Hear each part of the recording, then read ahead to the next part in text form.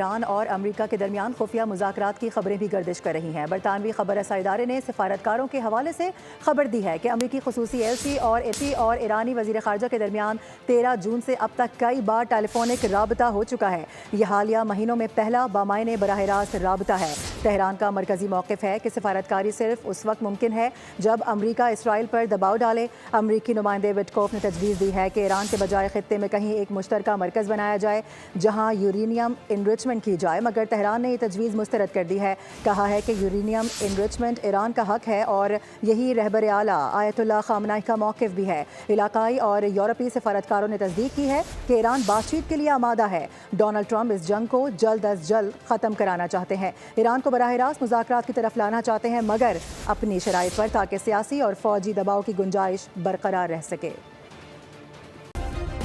Subscribe کریں اور بیل دبائیں تاکہ کوئی خبر رہ نہ جائے۔